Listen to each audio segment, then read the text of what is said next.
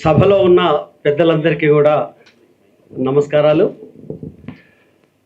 ఈ వేదికని నిర్వహిస్తున్నటువంటి చిన్న అనబడే చేరన్, దక్కన్ టీవీ మరియు యశ్పాల్ గారికి అభినందనలు, నమస్కారాలు. గద్దర్తో తెలంగాణ గడ్డపైన పుట్టిన ప్రతి ఒక్కరికి కూడా ఒక గొప్ప అనుబంధం, ఒక ప్రేమ, ఒక తండ్రిలాగా, ఒక తాతలాగా, ఒక అన్నలాగా, ఒక సహచరునిలాగా, ఒక మిత్రునిలాగా ఈ తెలంగాణ గడ్డలో పుట్టిన ప్రజలందరికీ కూడా గద్దర్తో అంత మమేకమైనటువంటి ఉన్న సమాజం తెలంగాణ సమాజం. గద్దర్ అంటే నిజంగా ఒక యుద్ధం, గద్దర్ అంటే ఒక యుద్ధం, గద్దర్ అంటే శాంతి కూడా. యుద్ధం చేసి పరిష్కారం చూపినటువంటి ఒక గొప్ప తాత్వికుడు కూడా. గడ్డి పరకలకు యుద్ధ తంత్రం నేర్పినవాడు. కడుపుల్లో పేగు లేని ఆదివాసీ జనానికి ఆలోచనలు కల్పించినవాడు. అమాయకపు విద్యార్థులకు శక్తిని కల్పించినవాడు. అది గద్దర్. గద్దర్ తెలంగాణ ఉద్యమాలకు ఒక మరో రూప్. ఈ తెలంగాణకు ఒక త్యాగమైనటువంటి జీవిత శక్తి ఉంటే అది గద్దర్ లాగానే ఈ సమాజం అంతా ఒక శక్తివంతంగా ఉన్నది. నిజంగా గద్దర్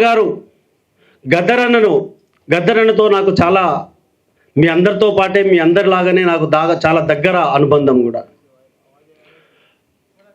తెలంగాణ ఉద్యమము 2001-2002 సంవత్సరంలో ప్రారంభం దశలో, బయట రాజకీయ ఉద్యమాలు లేని సమయంలో, అంతకుముందే జనసభ, తెలంగాణ సభ జరిపిన తర్వాత వచ్చిన ఆ గ్యాప్ తర్వాత మళ్ళీ 2001 తర్వాత ఊపందుకున్నప్పుడు ఉద్యోగులే దాన్ని ప్రారంభం చేయడం జరిగింది.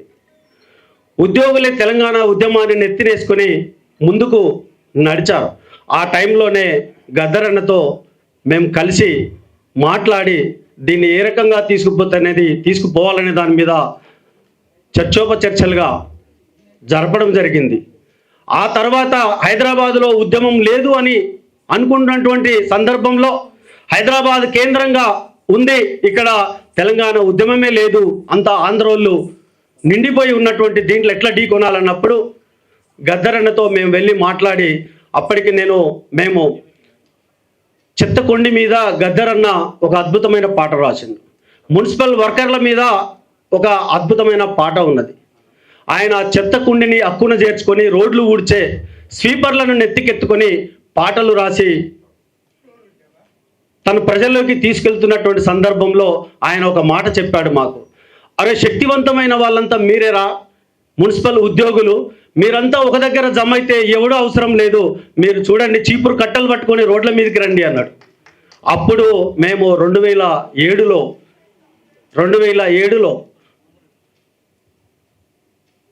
ఒక పెద్ద సభను జరిపి, ఆ సభలో 2007 తర్వాత 2009లో ఉప్పు నిప్పుగా ఉన్నటువంటి ఆనాటి ఉద్యమంలో ఉన్నటువంటి కేసీఆర్ గారు, గద్దర్ గారిని, ఈ ఇద్దరిని ఒకే వేదిక మీద జిహెచ్ఎంసీ ఆఫీసులో కూర్చోబెట్టి మాట్లాడించడం జరిగింది. అది అప్పటికి చాలామంది అది ఒక గొప్ప పరిణామంగా, వీళ్ళిద్దరూ ఎన్నడూ కూడా కలుసుకునే పరిస్థితి లేని సమయంలో కూర్చోబెట్టి ఆ శక్తి సమాజానికి వచ్చింది. ఆ శక్తిని స్వీకరించుకొని ముందుకు వెళ్ళినటువంటి ఉద్యమము అప్పటి నుంచి మొదలయ్యి తెలంగాణ ఉద్యమం సాకారం అయ్యేంత వరకు మరి మాకు తెలంగాణ మున్సిపల్ ఉద్యోగ కార్మికులకు, ఆఫీసర్లకు అండగా ఉంటూ నిరంతరము సలహాలు ఇస్తూ ఉండేవాడు. అంతటి మరి ఆయన యొక్క శక్తి ఇది ఒక అనుభవం. తర్వాత నాకు ఇంకా ఒకటి, నేను అల్వాల్ కమిషనర్గా వెళ్ళిన తర్వాత తను అల్వాల్నే ఉంటాడు కాబట్టి, వెంకటాపురంలో అల్వాల్లే ఉంటాడు కాబట్టి నాకు ఏ కొంచెం సమయం దొరికినా నేను గద్దరన్న దగ్గర పోయి కూర్చునేవాడిని. ఆయన వారానికి ఒకసారన్నా నా దగ్గరికి వచ్చి అందరూ పరిశాన్ అయ్యేవాళ్ళు.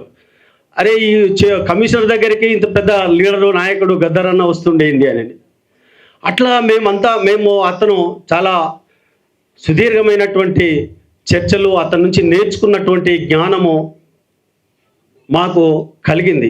అయితే ఒక విషయం మీద ఆయన తర్వాత భారత రాజ్యాంగాన్ని పట్టుకొని, ఇంతకుముందే మరి సూర్యకిరణ్ చెప్పినట్టు అతను భారత రాజ్యాంగాన్ని ఆయన చెప్పాడు, ఇది మనము ఈ మార్గంలోకి వచ్చినము, భారత రాజ్యాంగాన్ని అంగీకరించాలి, అంబేద్కర్ యొక్క రాజ్యాంగాన్ని మనం ప్రజల్లోకి తీసుకోవాలి, అది ఒకటే ఈ సమాజంలో పుట్టిన పేదలకు రక్షణ, మిగతాది ఏదీ లేదు, అందులో ఉన్నది అమలు జరిపితే చాలు పేదలకు చాలా రక్షణ కవచంలా ఉంటుంది అని తను చెప్పి భారత రాజ్యాంగాన్ని చేతులు పట్టుకొని, కర్రకు రంగురంగుల జెండాలు పట్టుకొని, నడుముకు ఒక ఎర్రటి తుండు కట్టుకొని, తెల్లటి ప్యాంటు షర్టు వేసుకొని ప్రజల్లోకి వెళ్ళాలని నిర్ణయించుకొని ప్రజలకు వెళ్ళాడు.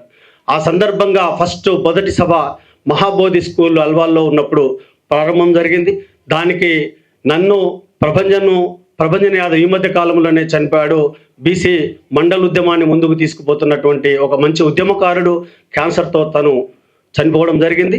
అట్లా భారత రాజ్యాంగం నుంచి ఒక తుపాకీ గొట్టం ద్వారానే రాజ్యాధికారం వస్తుంది అని ఒక నినాదముతోటి ఈ సమాజానికి చెప్పినటువంటి గద్దర్ తర్వాత భారత రాజ్యాంగాన్ని పరిష్కార మార్గం భారత రాజ్యాంగమే అని చెప్పి ముందుకు వచ్చి, ఆ తరంతరం నేను అక్కడే ఉండి నాకు ఓటు హక్కు కావాలన్నాడు, నేను ఓటు వేయాలన్నాడు.